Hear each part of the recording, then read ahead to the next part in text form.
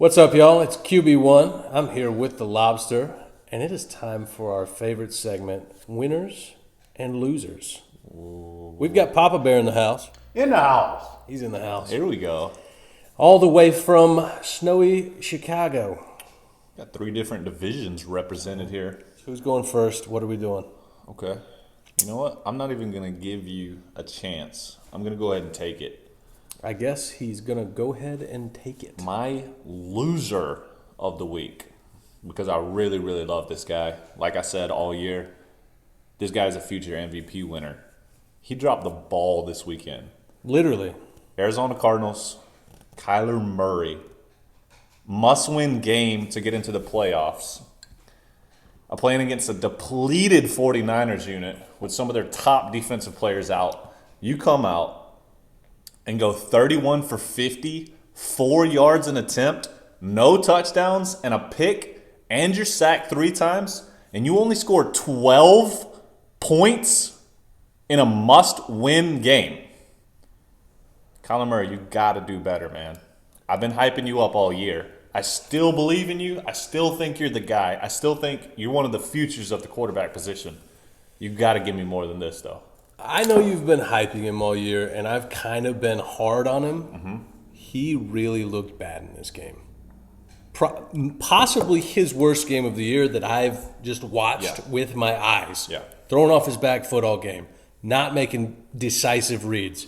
Now, his athleticism was on display several times when he takes off. I believe 2 third downs that were third and not 2. Mm-hmm. Bootleg. Takes off down the sideline. I think it was like 30 yards. He is quick. He's fast. He's good at that. You still have got to show me more throwing the ball. I want to see it. I want to be on the Kyler Murray train. I want to be there. You got to get me there. You're not doing it right now. But to get into that top tier of quarterbacks, you got to win games like this. And I can't give you an excuse on this one. My problem is the same as it always is with these guys that are – you can't say run first because they're not run first. They're RPO quarterbacks. Mm-hmm. They just can't get under center, drop back, make a read, throw the ball often enough. I think we, as old school football guys, are going to have to adjust our mentality because I think more of these guys are going to be coming into the league. So we're going to have to adjust what we consider to be. I don't know because I don't see Burrow and Herbert playing the same style right now. I think they're in that pocket passer. I think Mahomes is the same way too. Mahomes is a pocket guy. Mm-hmm. I think pocket passers are still king, and you have to figure out to at least act like a pocket passer if you're not one. I got to tell you, these running quarterbacks have been around for a while. Mm-hmm. I can tell you, old schooler here, we had Doug Flutie, a Bear. Jim McMahon called him Bambi because he wouldn't stay in the pocket and throw a ball. He'd take off and run. Now, Flutie ended up having some good years up in Buffalo, but it wasn't until he stayed in the pocket and threw the damn ball before he had his effectiveness. You can't just – Trubisky was taking the ball and running earlier this year. Yeah. All of a sudden now, even though we do a rolling pocket to bring the field to half of field, so it cuts his vision down, and he's doing well with that. Okay, but you're not just taking it and panic running the ball. I think that's the biggest issue that I see all the time with these guys is they're too quick to panic. Instead of progressing to their third, fourth, and then their backside read, they're getting to the first 2 that they know they're supposed to look at, and they're like, oh shit, there's not a guy open, what do I do? Well, I'm fast, I can run. Does he panic because he's small and afraid to get hit by a 320-pound lineman? Well, he's doing that anyway if he's taking off down the field. You're getting hit by somebody. I just think majority of college offenses don't run real pro-style offenses anymore. So I just think we're going to be seeing more of this in the future. A lot of the Power 5 schools still do run a ton of under center guys. Mm-hmm. They run pro sets. That's why you're getting these quarterbacks from the big schools, and you're seeing a lot of these guys from the Texas Techs, although Texas Tech is still a big school. Who's like a Cincinnati. Cincinnati's somehow suddenly good at football, but they're running this air raid stuff. That doesn't translate completely when you come to the NFL. Who's your big loser this week? Well, I'm glad we had this talk. I didn't want to talk about it anymore. My big loser, Mr. Titty Bar, Dwayne Haskins. Ooh. Doors over there. Get out. I don't even know if anyone's going to sign this guy. His attitude's poor. The guy can't show up to study and film. He can't do any of these things. I don't know why. After making all these claims that, well, the league done messed up, letting me get drafted 15th overall, and 14 teams are going to be sorry. They're not sorry. You're a bozo. I think this has been a long time coming. You've already showed other teams that you can't perform on the field. You can't show up and be a leader. You want to take selfies in the stands. You're a clown. You're not a quarterback. So you're saying franchise quarterbacks shouldn't be making it rain? I'm okay with that if you're going to film study, if you're being a leader. Okay. You can do whatever you want. That just takes precedence instead of him being the football player. He's whatever he's doing. You saw this coming a mile away, and the one thing that really caught my attention from Haskins this year is after one of the games that the Washington football team played, he just got dressed and left, right? That also happened this past week. He just left. They try to contact him and say, hey, you have a post-game press conference. And he said something along the lines of, I didn't know that was my responsibility, or I didn't know I had to do that. You are a first-round, supposed to be franchise quarterback, and you're not even intelligent enough to know you have to stick around for the post-game press conference to explain why you're trash? Door's over there. Door's over there. Is anyone going to claim this guy off waivers? Oh, my God. Maybe this will be some kind of reality check. He'll latch on with somebody and realize he has to get his shit together. I don't know. I don't personally know Dwayne Haskins. If you looked at his quote today, he said he thanked the Washington for the opportunity and he plans on being a better man in the future. Bullshit or not, I don't know. You guys make the call. If you're the GM, are you going to put your career on the line by bringing this guy in? I would say only at the beginning of preseason. That's the only look he gets, and he'd have to earn a contract. Well, you got to see if he is willing to put in the work and do what he's supposed to do, because he's got the arm talent, he's got the athleticism. He's not a runner; he's a pocket passer. Yeah. My big thing from this situation is going forward, future years, Alabama and Ohio State quarterbacks. Do you even risk a first rounder on these guys anymore? I feel like we have been saying this about Alabama, USC, Ohio State quarterbacks for like 15 years. Yeah. This isn't new. Yeah. So let's flip the script here. Let's flip the script a little bit. Who's a winner? My big winner, Ryan Fitzmagic. It came at the expense of my heart. This guy, 37, 38 years old.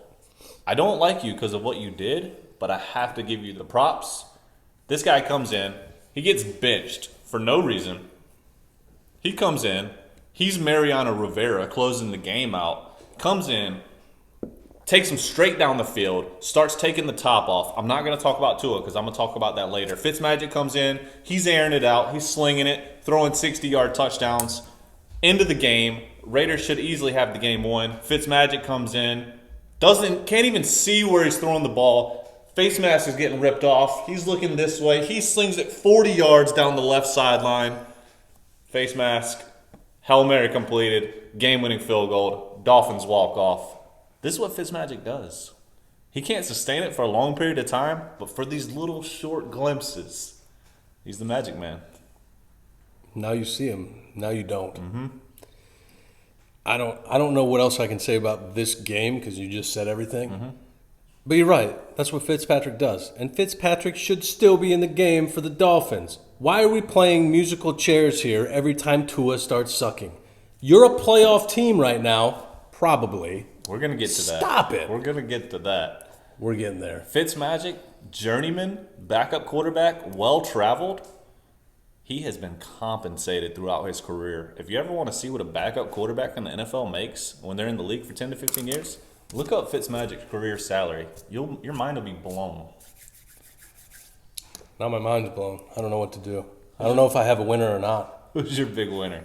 My big winner is the Jacksonville Jaguars going out and doing what they were supposed to do and taking an ass whipping because they're locked in for the number 1 pick because the Jets went ahead and beat the Browns. Trevor Lawrence, welcome to Florida. I had some people say to me today, what if the Jags don't take Trevor? Is there any % chance they don't take Trevor? No. You don't skip on a generational quarterback. You don't. I think if Trevor came out 2 years ago, he's the number 1 pick. 1 year ago, he's the number 1 pick. This year, he'll be the number 1 pick.